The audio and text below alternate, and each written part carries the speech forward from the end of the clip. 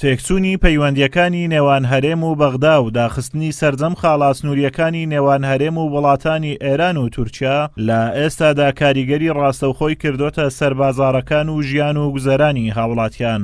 باوتەی هاوڵاتیان ئەوەی لەم نێوەندەدا زیانمەند بووە تەنها هاوڵاتیانە، نەک بەرپرسان و کاربەدەستان. ئێستا تقریبا بازار زۆر زەعیفە، زێری شکایش زۆر بەکەم وەرەگیرێتەوە لەبەر ئەوەی ڕێگا شتوانیە بڕوا لەو ئیمارات لەو دەرەوە دەبیستەوە بەغدا لە بەغدا زۆر تەکلیفەکە تا دەستەوە ئیمارات.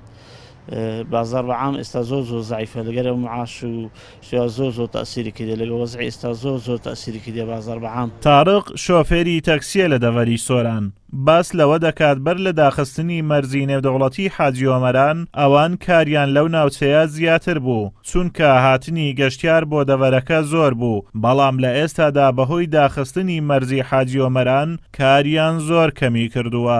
دەربارەی مەرزەکان و وەکو تێبینەکانی کار و کاسیبەکەی گەراجەکەمەوەتەوە یعنی سەتان هەشتای دەبکەتیوەتەوە پێشتری ئەو وەزعیوەتەوە یعنی ئەگە هەنە ڕۆشتم هەفتەی دووزادە ڕۆشتمەتەوە بێزگەل لە مەسەلە کە ئیش خۆم و لە دەرێ و هاتوچینی خۆم یعنی زۆر باش بوو، بەس کە لەگەم مەرزەکان هاتەدایە خستنوەتەوە بەڕاستی وەزەکەی تێکداوەتەوە. کار و کاسی بکەینێ لە یعنی ئیشەکە نەماوەتەوە ئێستا تەماشەکەەوە هەموو گەرازەوەتەوە ئەو تەکسیانە هەمووی ڕاوەستانە بێ ئیش و کار و کاسی بیوەتەوە.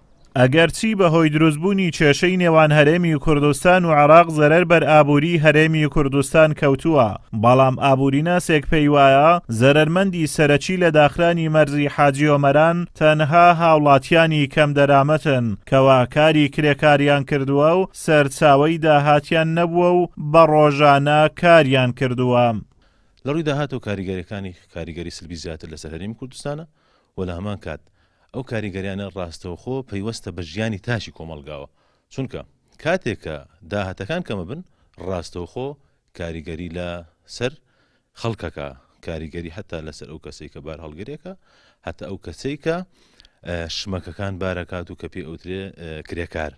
کاتێک کارت دەست ناکەوێ چێ کاری دەست ناکەوێت؟ ئەو کەسانەی کە ڕۆژانە ینی ڕۆژانە بە قوتێکی کەم کار ئەکەن، ئەم جۆرە کەسانە ئەبینی توانای ئەویان نییە کە پاشەکەوتکەن ینی پاشەکەوتیان نییە.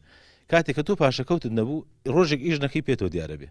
ماوەی 15 ڕۆژە مەرزی نێودەوڵەتی حاجی ئۆمەران لە سەربڕیاری حکوومەتی عێراق لەلایەن ئێرانەوە بەڕووی هەرێمی کوردستان داخراوە و تاوەکو ئێستاش نەکراوەتەوە. ساڵانە لەو مەرزە بە بڕی 11 میلیارد دینار ئاڵوگۆڕی بازرگانی دەکرێت، هەروەها 12 میلیۆن تۆن کەلوپەل ئاڵوگۆڕی پێدەکرێت کەوا سەدا 97 کەلوپەلەکان هاوردن، سەدا 3 کەلوپەلەکانیش هەنار دەدەکرێن.